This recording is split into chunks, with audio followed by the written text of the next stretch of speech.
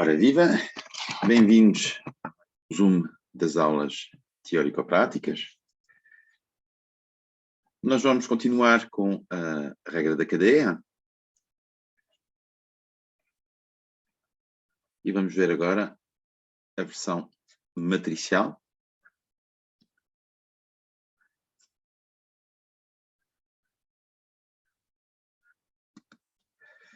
Logo, o que é a regra de cadeia? Temos uma composição de funções. Vamos olhar a função que vai de Rn para Rm, que vamos chamar f, e vamos compor como função g, que vai de Rm para um certo Rp.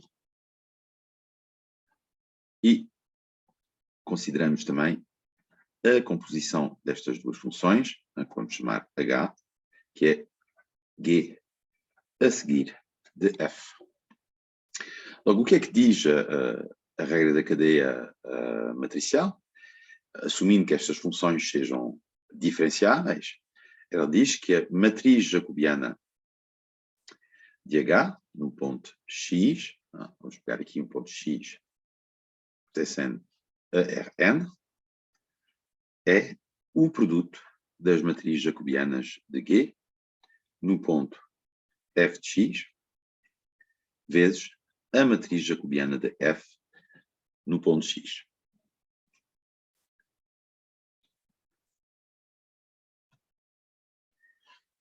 Lembramos aqui o que é a matriz jacobiana, por exemplo, de f, e vamos tomar as notações usuais, ou seja, aqui y vai ser um vetor de Rm e z vai ser um vetor de Rp, ou seja, x é um vetor desta forma, até xn, y é um vetor desta forma, y1 até ym,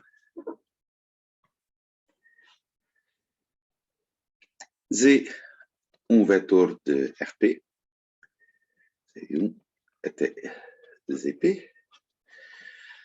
Vamos notar as componentes do f por y, no sentido seguinte, ou seja, f de x vai ser igual a um vetor em Rm, ou seja, com m componentes, que vamos chamar y1 de x até ym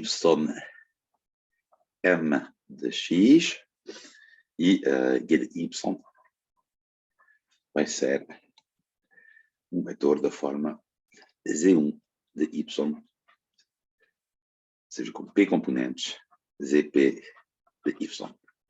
Bom, isso tudo para lembrar, ao final de contas, que o que é a matriz jacobiana de f, esta matriz é a matriz cujas linhas são os gradientes das componentes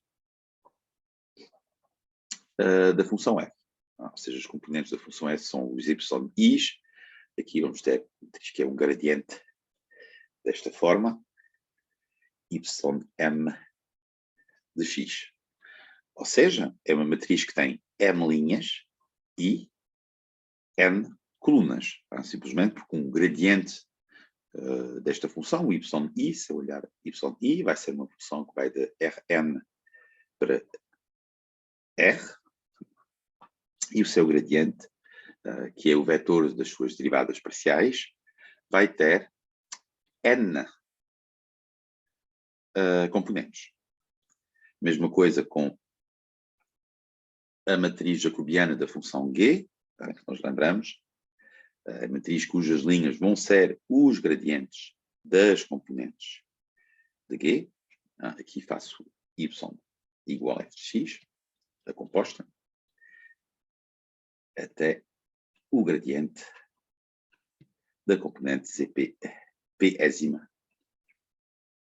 E isto vai nos dar uma função que tem p linhas e m colunas, porque y tem m componentes. Da mesma forma, o que é que vai ser a matriz jacobiana de H? Então, H é uma função que tem p componentes, E as componentes, já agora, de H, eu não escrevi, mas posso escrevê-las aqui, no espacinho. O que é que vai ser H de X?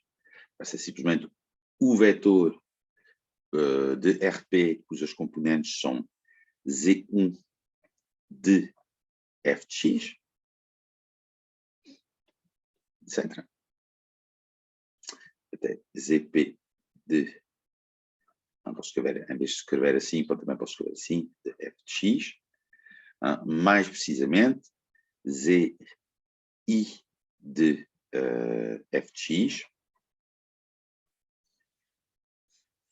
Ou seja, uma destas componentes do H, ou seja, aqui vai ter a forma, aqui não tem muito espaço, mas vamos fazer aguentar, ZI de Y1 de X até YM de X. Aqui nós temos, essencialmente, uma matriz cujas linhas vão ser o gradiente destas componentes, que eu chamei Z1 aqui de F, em X, etc. Até a última linha, que é o gradiente de ZP de F de X. As componentes do H são os Z1 após F. Logo, esta matriz, ela tem claramente P linhas e N colunas, porque tem o número de colunas igual à dimensão do Rn. E a gente observa que este produto, de facto, quando eu faço o produto desta, aqui com outra cor, faço o produto desta matriz com esta matriz, o número de colunas da matriz jacobiana de G corresponde ao número de linhas da matriz jacobiana de F, e isto vai nos dar uma matriz que é, o produto das duas vai nos dar uma matriz que é P vezes N. P linhas, N colunas. Ou seja, pelo menos em termos das matrizes jacobianas, esta fórmula é consistente. Logo nós vamos, entre aspas, demonstrar isso. Digo entre aspas, porque vamos usar aquilo que foi visto na semana anterior, ou seja, na penúltima semana, onde nós tínhamos, logo eu volto aqui a relembrar qual era o resultado. Nós tínhamos que D, então como é que é? É ZI após F, a iésima, ou seja, isto é iésima componente de H, a derivar por dxj, ou seja, jésima componente de F, num ponto x era igual a uma soma, abreviadamente, ou seja, vai ser a derivada parcial de zi em ordem a... agora tenho um problema de índices, vamos chamar a capa-ésima componente, capa-ésima variável do G. Logo, isto são as derivadas parciais das componentes de G. Em particular, essas derivadas parciais, elas vão ser os coeficientes da matriz jacobiana de G em f de x vezes a derivada parcial de y de k, enquanto desta vez k-ésima componente de f a derivar em ordem à variável xj no ponto x. Logo, esta aqui são as derivadas parciais das componentes de f. E a soma vai ser sobre k, variando em todas as componentes de f ou todas as variáveis, se quiserem, de G, que tem M componentes, F e G tem M variáveis. Logo, vamos verificar esta fórmula usando a regra do produto. Aqui vou apagar tudo e vou lembrar que o produto matricial que nós queremos calcular aqui, temos aqui a matriz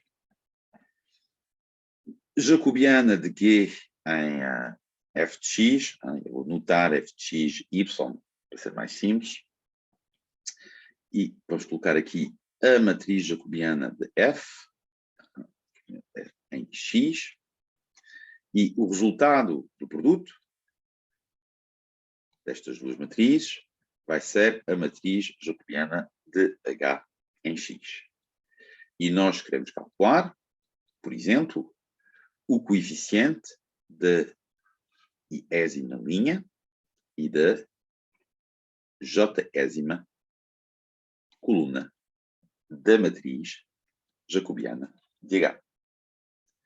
Logo, usamos aqui a regra do produto matricial, este coeficiente aqui, que é JH x i j, que não é nada mais do que a derivada parcial do H da i-ésima componente de H, que é ZI após F, em ordem XJ, que é aquilo que nós pretendemos calcular. Isto é por definição. O chapeuzinho aqui quer dizer que é esta igualdade é por definição.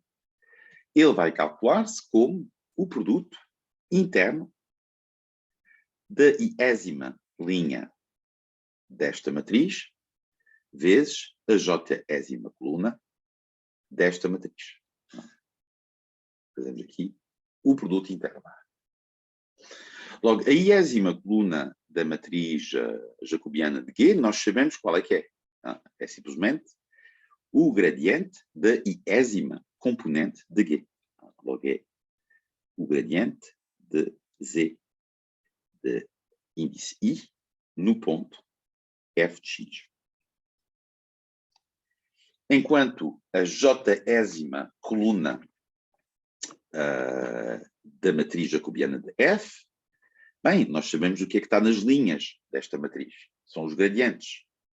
Logo, o primeiro coeficiente aqui corresponde à j-ésima componente do gradiente da primeira componente de F. Logo, é simplesmente dz1 a derivar. Estamos a olhar a j-ésima componente em ordem a xj. Porquê que eu disse z1? Não é z1, é y1. As componentes do F são y, de y1, a derivar em ordem xj no ponto x. A segunda componente desta coluna vai ser a derivada parcial em ordem xj de dy2, etc., até a última componente desta coluna, que vai ser a derivada parcial da última componente. Mas nós sabemos que a matriz JF tem M linhas, porque a função F tem M colunas em ordem a XJ, e já agora, lembramos que esta matriz aqui, que este gradiente aqui, tem como componentes as derivadas parciais de J de ZI em ordem a Y1 em F de X até a última derivada parcial de ZI em ordem à última variável, que é YM, F de X. E não é muito difícil verificar que isto vai dar exatamente aquilo que a gente pretende, porque vai dar o produto interno destes dois vetores, ou seja, o primeiro coeficiente vai ser DZI dy1 em f de x vezes dy1 sobre dxj em x. Então, estamos aqui a multiplicar este coeficiente vezes este coeficiente, e vamos somar todos estes produtos das componentes do primeiro vetor com o primeiro vetor linha com a componente correspondente do vetor coluna até ao final, que vai ser dzi sobre dym em f de x vezes dym sobre dxj em x. Então, voltamos a encontrar exatamente a mesma fórmula que nós tínhamos no quadro anterior.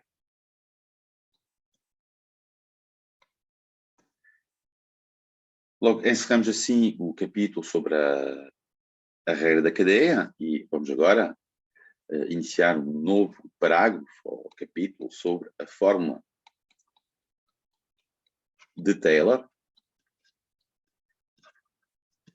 Portanto, uma função numérica de várias variáveis, aqui a função que nós vamos considerar é uma função que vai de Rn para R. É uma função que vamos considerar de classe C infinita, ou seja, continuamente diferenciável a qualquer ordem. Logo, vamos aqui considerar a seguinte função, h de t, que é, ou seja, f de a mais t u. Logo aqui tenho que dizer onde é que estão estes vários pontos. A vai ser um ponto de Rn, t é uma variável real e u é um vetor também de Rn. De forma ao argumento do f ser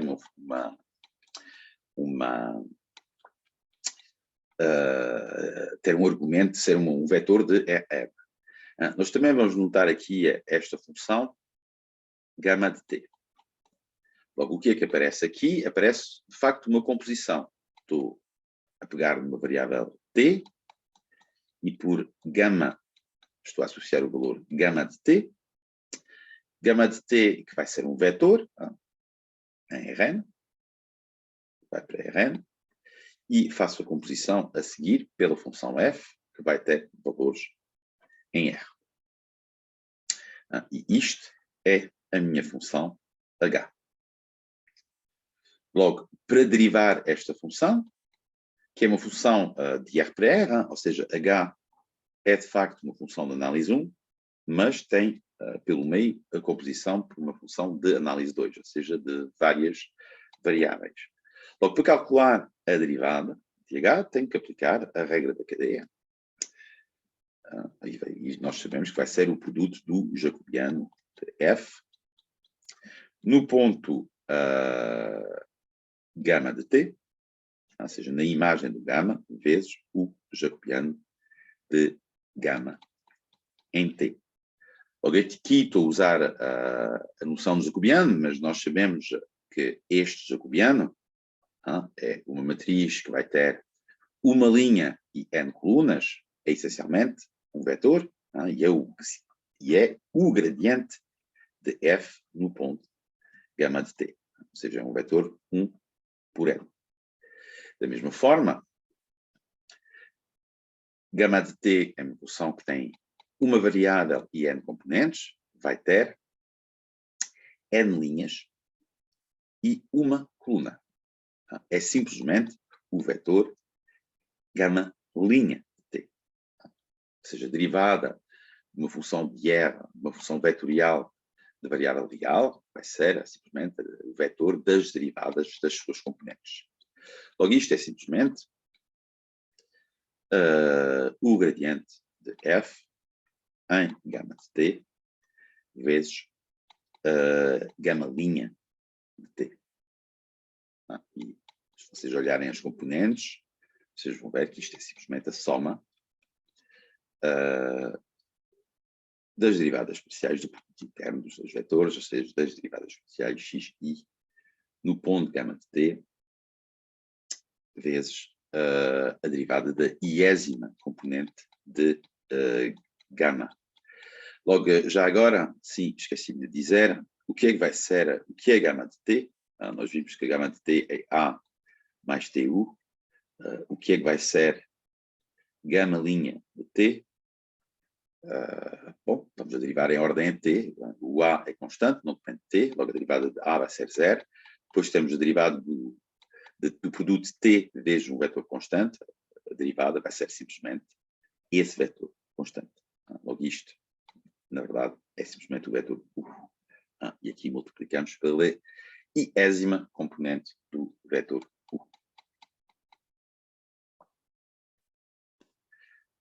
Logo, para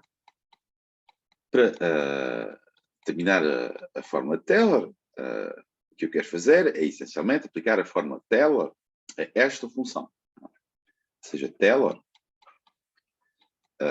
uma função de R para R, ou seja, é a função de Taylor de análise matemática 1. E vou preocupar-me aqui do Taylor à ordem 2, que é...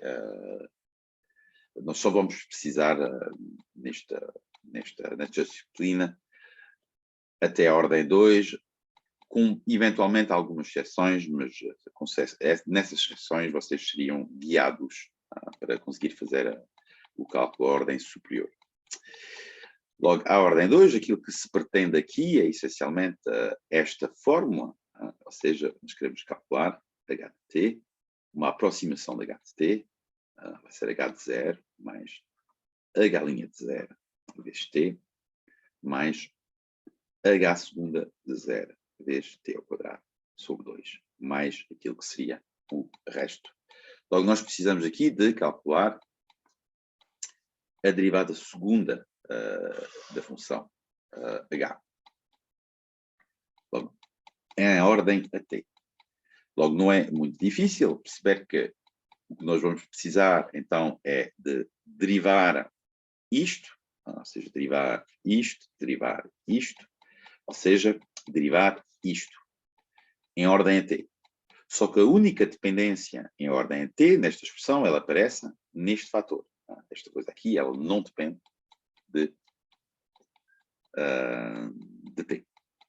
O derivado do produto, deste produto, a derivada da soma, que será a soma das derivadas, e cada um dos termos desta soma são produtos, e a derivada deste produto vai ser a derivada desta parcela vezes esta constante, porque não depende de t. Logo, para calcular isto, eu vou precisar de derivar esta função em ordem a t. E aqui vocês percebem, normalmente, aqui vou apagar tudo, aqui escrever a função que se pretende, onde nós queremos derivar esta função, dxj de gama de t, em ordem a t. Queremos fazer d sobre dt disto. Só que isto é novamente uma composição. Temos o gama que vai de R para Rn, e depois fazemos a composição com esta derivada parcial, que é de facto uma função que vai de Rn para R também. Logo, essencialmente, é a mesma fórmula. O que é que isto vai ser? Vai ser o gradiente desta função, df sobre dxj, no ponto gama de t, vezes gama' de t. É a mesma fórmula. A única coisa que muda aqui é esta função. E o que é o gradiente desta função? É simplesmente o vetor das derivadas parciais, ou seja, vamos ter d2f sobre dx1 dxj em gama de t até d2f sobre dx1 dxn dxj em gama de t. Logo, isto vai dar o quê? Vai dar exatamente o mesmo resultado que nós vimos, agora com as derivadas da ordem 2, soma de j igual a 1 até n de d2f sobre dxj. Aqui tenho demasiados j's. Cuidado aqui com o nome dos índices, vamos chamar aqui os índices k, dxk, dxj, em gama de t vezes o k. Logo, substituindo na expressão, nós temos h' de t, que é igual à soma de, já não me lembro do índice que eu tinha usado, vamos aqui usar i igual a n, igual a 1 até n de df sobre dxi em gama de t vezes o i. O que é que vai ser? Gama' segunda de t vai ser a soma i igual a 1 até n da derivada df dxi gama T linha, vezes o I. E aqui baralhei-me um bocadinho nos índices, não faz mal. Aqui é isto que eu quero calcular, ou seja, vai-me dar isto. Aqui tenho que acertar os índices, porque aqui fiz para o índice J e tinha que ter utilizado o índice I. Logo vamos escrever simplesmente, aqui podemos corrigir, a dizer afinal nós queríamos aqui o índice I.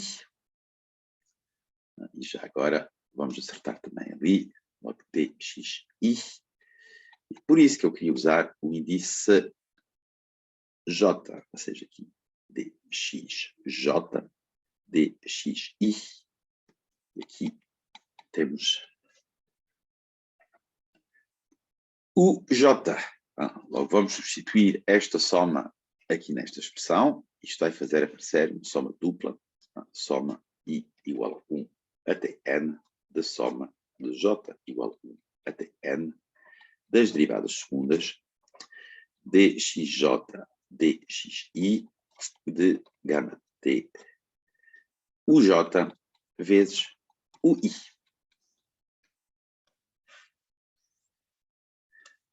Logo temos a expressão da segunda derivada de h. E podemos agora usar a fórmula de Taylor de análise 1 para a função h, vai nos dar que em 0, ou seja, Taylor para a função h em t igual a 0, que vai nos dar que h de t é aproximadamente igual a... Aqui, aliás, vou escrever com o resto. H de 0 mais H' de 0 vezes t mais H segunda de 0 sobre 2 fatorial t quadrado, fatorial 2 é igual a 2, mais um sexto resto R de t, e a condição que este resto satisfaz, se vocês forem ver as vossas aulas de análise 1, é que o quociente R de t sobre t ao quadrado tende para 0. Logo, já agora, o que é que, quando t tende para 0? Já agora, o que é que isso, como é que isto se interpreta, este limite? Ele interpreta-se dizendo que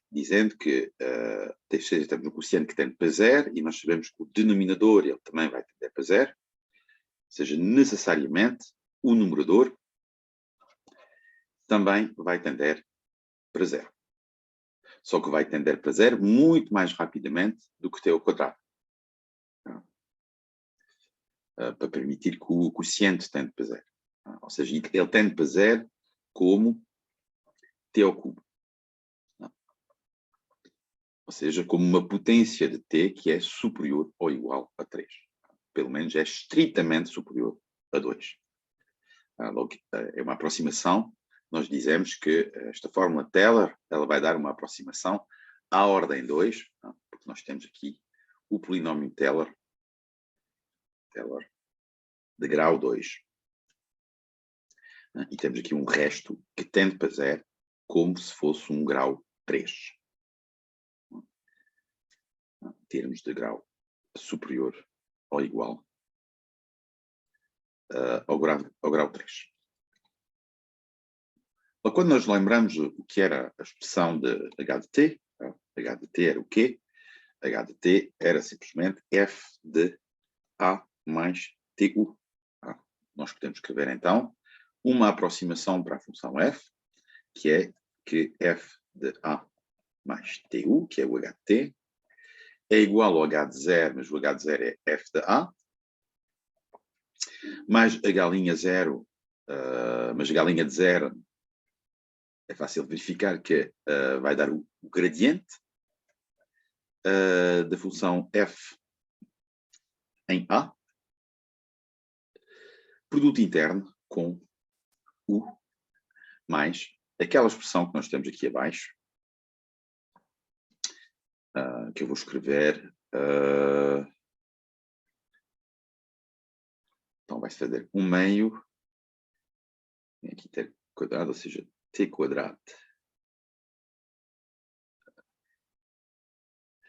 Sim, eu aqui esqueci-me de um pequeno detalhe, que é o t.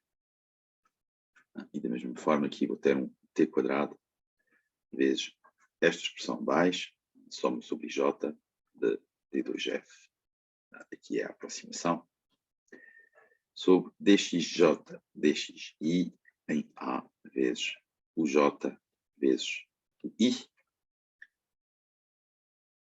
E já agora posso fazer entrar, como fiz aqui, o t no vetor u. Está aqui associado ao vetor u. E isto vai me dar t o j vezes t o i. Ou seja, a j-ésima do componente do vetor u vezes t, vezes a i-ésima componente do vetor u vezes t. Pegamos aqui. Isto vai dar 1/2. E o t fica aqui. Por que eu faço isso? Simplesmente porque agora eu também posso escrever esta fórmula de aproximação de outra maneira,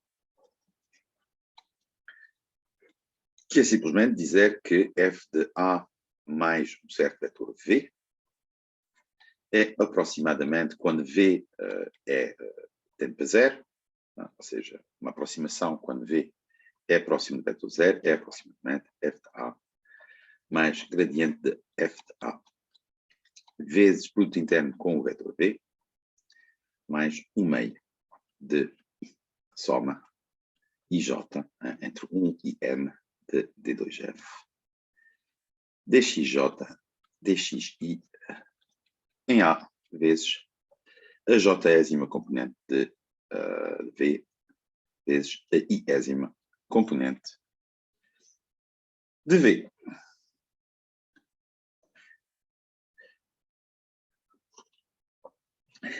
E aqui eu vou introduzir uma nova notação que é uma consequência de uma propriedade de álgebra linear, na qual eu não vou insistir muito, é que esta expressão que aparece aqui, ela pode ser interpretada como um produto matricial. E vou escrevê-la, a interpretação, ou seja, isso vai ser igual à transposta do vetor V vezes uma certa matriz, que nós vamos chamar a matriz hessiana de F em A, vezes o vetor V. Porque esta matriz chama-se a matriz hessiana. Matriz hessiana de F. Logo, esta matriz hessiana é uma matriz que vai ser semelhante à matriz jacobiana, só que a matriz jacobiana de F, ela envolvia as derivadas da primeira ordem, as derivadas parciais da primeira ordem, enquanto a matriz hessiana, ela vai envolver as derivadas parciais da segunda ordem.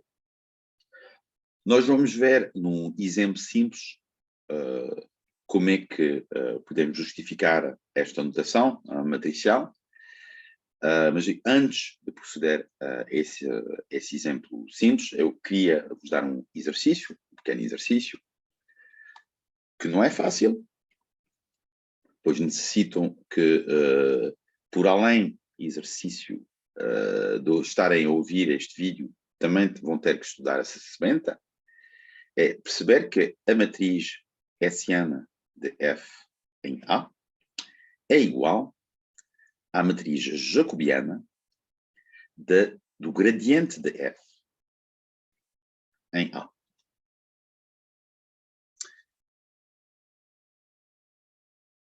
Eu vou-vos dar uma pequena dica. A pequena dica é o que é que estamos a falar aqui? Do que é que nós estamos a falar aqui? Estamos a falar da matriz jacobiana do gradiente de F. O gradiente de F terá que ser interpretado como uma aplicação que vai de Rn para Rn, que é um ponto de Rn, x, associa o valor do gradiente de F nesse ponto x, que é um vetor de Rn.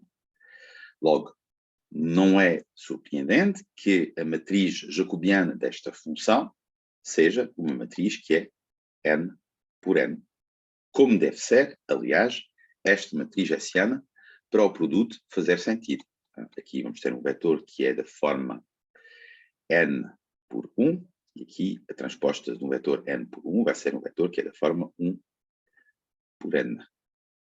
Isto faz sentido, porque ao final das contas, este produto tem que dar um número real. E a matriz aqui, que é intermédia, para os produtos fazerem sentido, vai ter que ter n linhas e n colunas.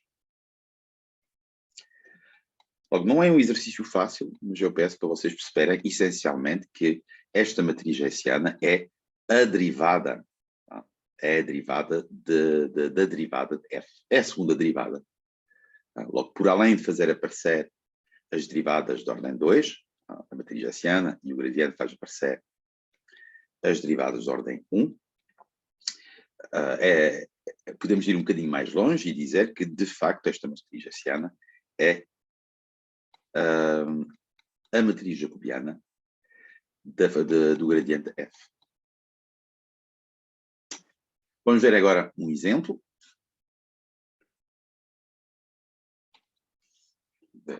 Aqui falta. Exemplo.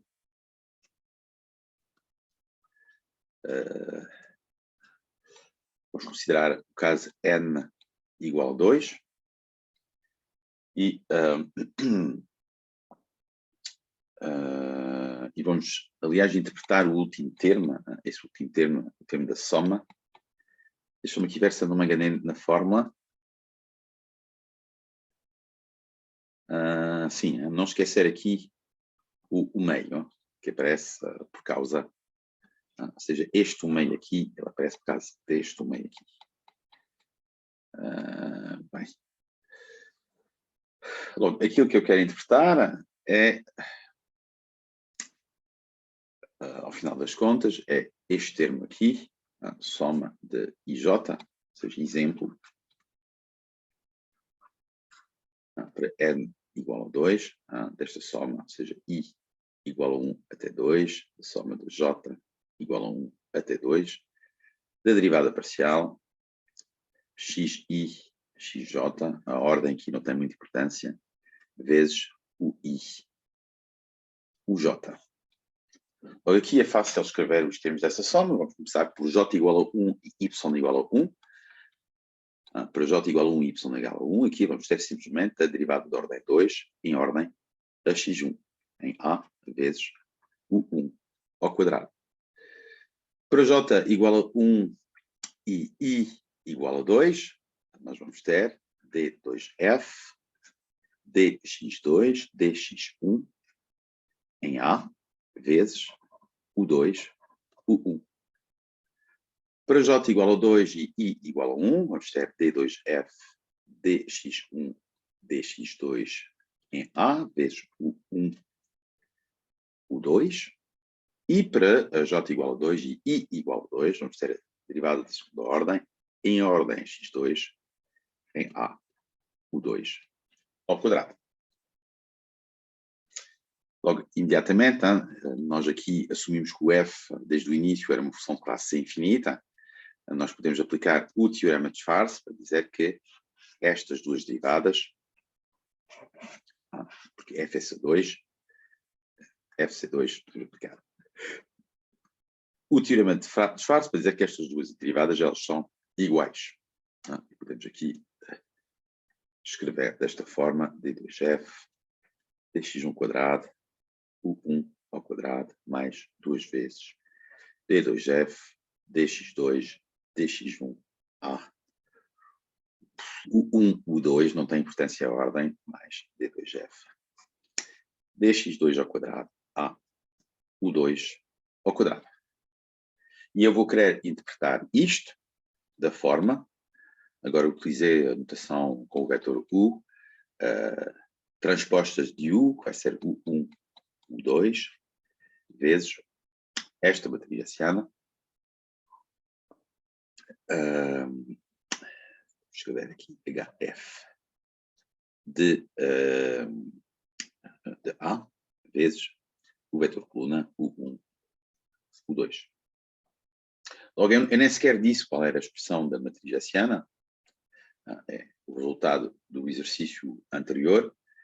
Então, o gradiente de f é um vetor que tem n componentes e a matriz hessiana, nós sabemos, é a matriz jacobiana do gradiente f, ou que simplesmente vamos ter nas linhas desta matriz os gradientes das componentes. O que é que eu estou a dizer? Das componentes do gradiente f. Ou seja, a primeira componente é df sobre dx1. A segunda componente vai ser df sobre dx2, ou seja, a segunda linha vai ser o gradiente dessa segunda componente e a última linha vai ser o gradiente da última componente do gradiente, dxn. E se eu aqui escrever no caso geral, no caso n igual a 2, já agora, o que é que eu vou ter? Eu vou ter o gradiente de df sobre dx1, que vai ser df d2f sobre dx1 ao quadrado e d2f dx2 dx1. E na última linha vou ter o gradiente de df sobre dx2, ou seja, d2f dx1 derivada em relação à primeira variável dx2 e derivada em relação à segunda variável. Logo, esta matriz que nós temos aqui. Vamos escrever o produto.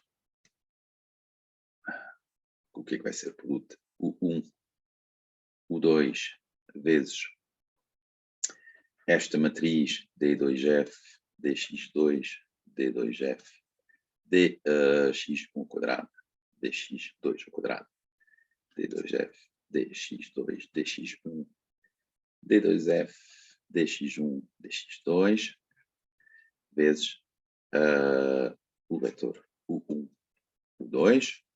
Vamos realizar em primeiro este produto. Isto vai dar U1, U2 vezes um vetor, que vai ser um vetor de coluna. E na primeira componente vou ter o produto interno da primeira linha com esta coluna. Que vai me dar D2F dx1 ao quadrado vezes U1 mais D2F dx2 dx1 vezes U2. E abaixo, D2F dx1 dx2 vezes U1 mais D2F dx2 ao quadrado vezes U2. Fazendo agora este produto interno, isto vai me dar, então, muito simples, vai me dar U1 vezes a primeira componente, que é D2F dx1 ao quadrado, U1 mais D2F dx2 ao quadrado, U2, mais U2 vezes a segunda componente do vetor coluna, ou seja, D2F dx1, dx2, U1 mais D2F dx2 ao quadrado, U2.